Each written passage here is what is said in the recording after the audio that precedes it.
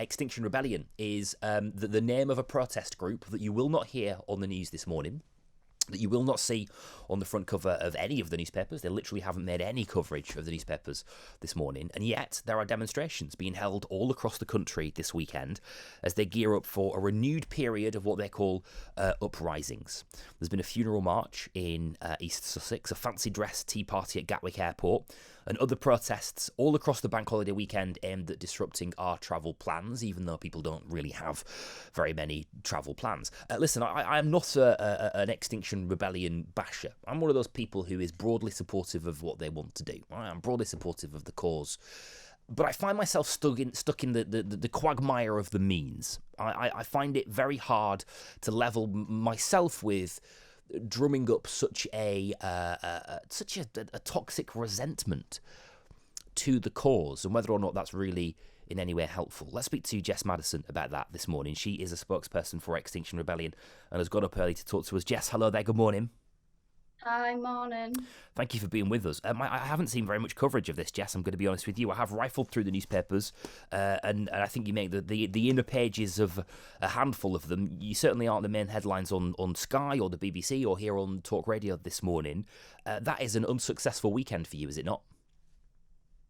I think the realms of success aren't dictated by what papers we've made it on to the front of. We've started the build-up to our more centralised rebellion with local actions, and I think it's more to raise awareness in our local areas, to let local people know that we are here. So I'm from the northeast, up in Teesside, and the people of Teesside had no idea at all that Extinction Rebellion were in Teesside, but now they're aware because we've made it into our local newspaper. We're now a talking point in the area, and we've noticed this pattern all across the country. So I think in terms of getting the message out there to local people, we've definitely been successful. Well, that's all good and well, though, isn't it, Jess? But you want national coverage, don't you? You want people to be talking about you on a much wider scale, and that just hasn't happened. Yeah, and that is sort of where our downfall has came with the build-up. However, on the 1st of September, we start our rebellion in London, Manchester and Cardiff. So we are hoping to get national coverage for that. For the past two rebellions in April and October, we have seen sort of ITV, BBC, Sky doing coverage on that, and we're hoping that the same will happen this time. I'm also, it feels a bit tamer as well, Jess. I'm not seeing people with their hands glued to trains or bridges. I know that perhaps there was a bridge closed in Bristol, but main arteries through central cities aren't being closed this time. In terms of tactics, are you softening your touch a bit? So we have changed our tactics, partially due to COVID, but also due to the fact that we've sort of realised and learnt from our mistakes that we shouldn't be targeting everyday people. They're not the problem. It's corporations, it's the government, it's politicians that are failing to act. And yes, we can all make changes, but the people who we should really be putting the pressure on is the establishment. So you would admit that it was a failure to effectively annoy people in the last few years? I think it had its successes and it had its failures. We got a lot of the public on side by doing that because we raised awareness about climate change. We got people talking about it. We even got a climate emergency declared. So I think it was definitely the right thing to do, but it also turned a lot of people against us.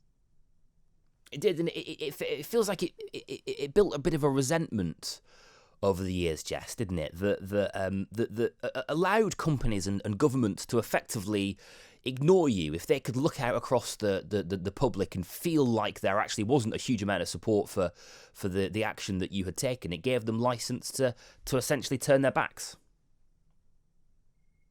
Yeah, but I think we did get that climate emergency declared. So I think initially had that big push and all the momentum, and that happened. And then in October, when we protested and the police placed the illegal ban on our protest, that was in itself a victory also, because we ended up winning that legal case. So it sort of set that precedent that we're here and we're here to stay, and the police can't just use any tactics to move us. So I think that puts us in a better position going out this time. The police can't just outright ban our protests. Yeah, and actually, like it or loathe it, you do have a right to protest, and that is something that is incredibly sacred, isn't it, Jess? To being British and to living in a democracy, you're not going to like it. There have been protests this weekend in Trafalgar Square that I don't like at all, to say the very least. But they seem. But they are well within their rights to do them. This is that moment of upheaval, Jess, isn't it? This is a moment of big societal and cultural change, potentially, in theory. Is it not, though, Jess, that we are seeing more of a thirst for normality than we are the change that you desire? I am not convinced that we are seeing a thirst for normality. I think lockdown has been a great awakening for a lot of people. A lot of people have slowed the pace down of their lives. A lot of people are seeking change. A lot of people have realised that their lives have been dictated by a state that will only allow certain people to reach the realms of success. And I think a lot of people really do want that to change and really do want life to slow down. And throughout lockdown, we've seen a lot of nature and biodiversity return to local areas. And I think people have done a lot of community work as well over lockdown, and that's sort of working towards that regenerative culture. And this is you might have touched on something that's maybe a point of contention for you, Jess, in that you're talking there a lot about societal structures, and you're talking about people feeling like they are locked out of capital in a capitalist society, and it's a valid argument and it's a valid conversation to have, Jess. But you are a environmental campaign group. You are a group that is primarily focused on environmental change, and perhaps you get yourself tied up in other causes that lose you support. We've had a lot of discussions around this, but as a movement, we recognise that social justice and climate justice go hand in hand. So the two are interlinked. The two are both products of a toxic system that has been built up over a very, very long time. So to get rid of climate change and to get climate justice, we also need social justice. In terms of the assessing the net gain of your movement of Extinction Rebellion, Jess, is the achievements, and maybe you can point to towards a few more than maybe winning the trial against the police. Are they worth the resentment that has been created around your cause?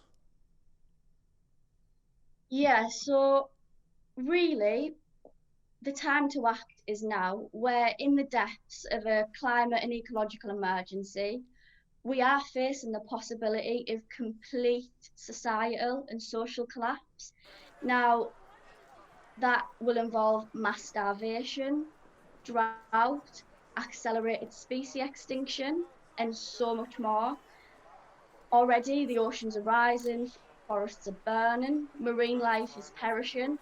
The global south is on the brink of famine, ice caps are melting, biodiversity is declining, and sort of food supplies are at risk, homes are at risk, civilization is at risk, because we've adapted for a stable and predictable climate, and with the acceleration of climate change, weather patterns are becoming ever more erratic. So this is the greatest existential crisis mankind's ever faced.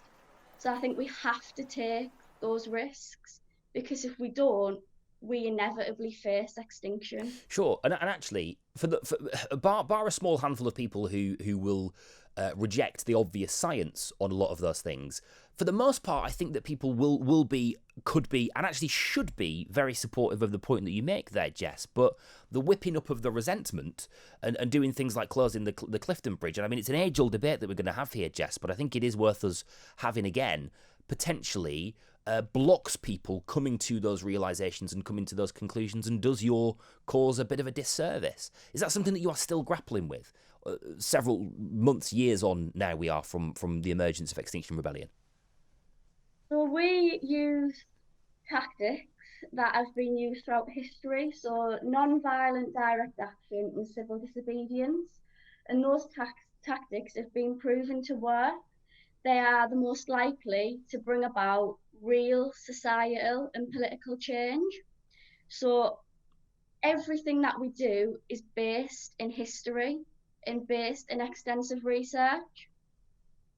So we do believe that those tactics are the right things to do, but there have been actions that we've done in the past that we've reflected on and decided that we probably wouldn't do those things again. Like what? For example, the tube action in October. We decided that we probably wouldn't do that again because that got a lot of negative publicity and that did not end in the right way. So I mean, a lot of what you do, the Jess, gets a lot of negative publicity, doesn't it? I mean, you could probably draw that line under almost everything that you do.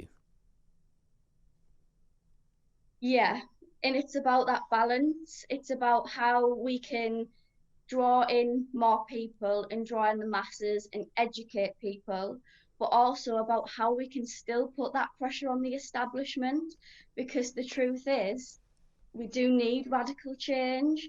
So radical change requires radical action. You're clearly very passionate about your cause, Jess, and there is and you know, I'm not one of those people who's gonna beat you over the head, and I am broadly supportive of what you want to achieve. But as I was saying earlier, stuck in the sort of quagmire of the method, and I just wonder, Jess, if there are times that you take a breath, and I get the point that you're making about civil disobedience, and that the role of civil disobedience throughout social change in history is absolutely undeniable.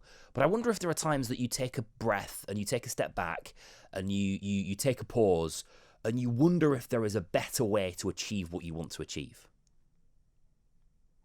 Yeah, and the truth is there have been so many environmental movements and they've tried different tactics. We've lobbied, we've campaigned, we've had petitions, we've wrote letters, and it's just never been enough. And we're at this crossroad in history where we have a choice to make. We have to choose extinction or we have to choose rebellion.